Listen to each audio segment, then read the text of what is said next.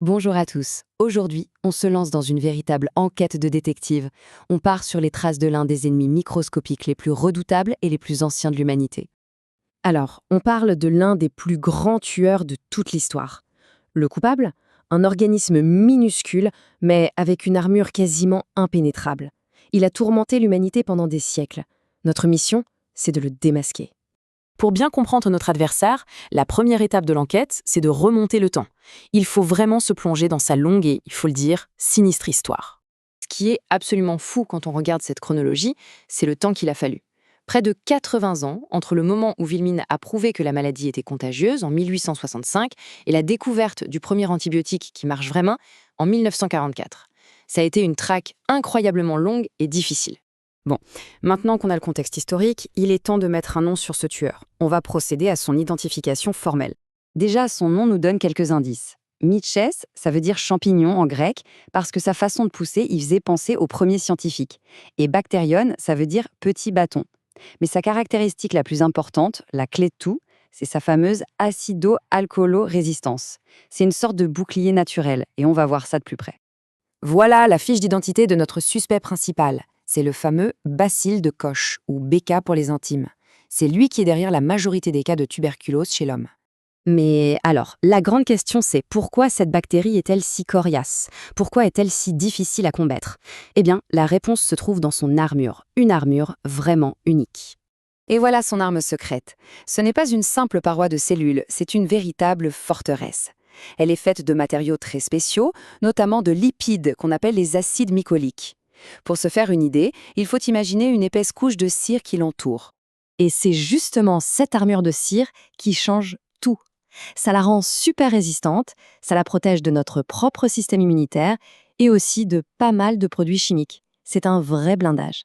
Alors, imaginez le casse-tête pour les premiers microbiologistes. Les colorants qu'ils utilisaient d'habitude pour voir les bactéries au microscope, eh bien, ils ne passaient tout simplement pas à travers cette paroi. Impossible de la voir.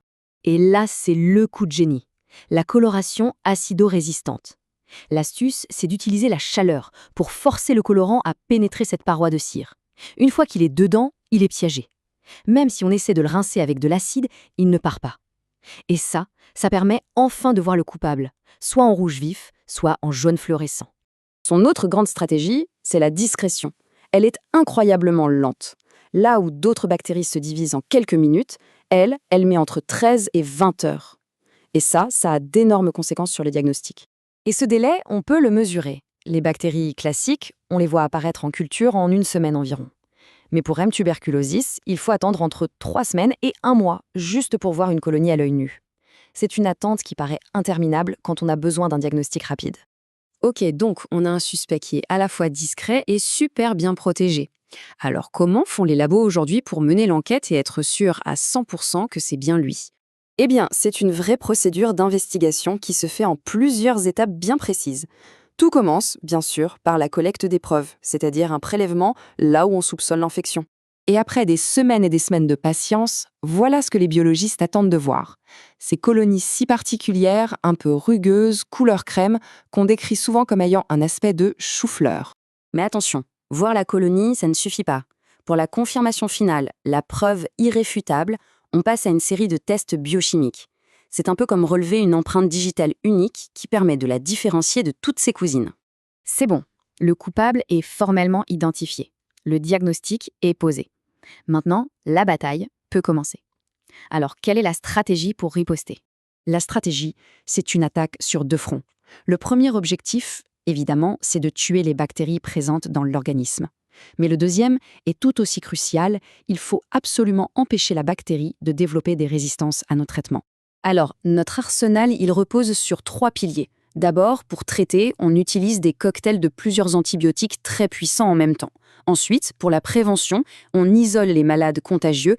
Et enfin, et c'est un outil essentiel, il y a la vaccination, avec le fameux BCG, mis au point il y a plus d'1 siècle, mais toujours d'actualité. Cette citation nous le rappelle bien.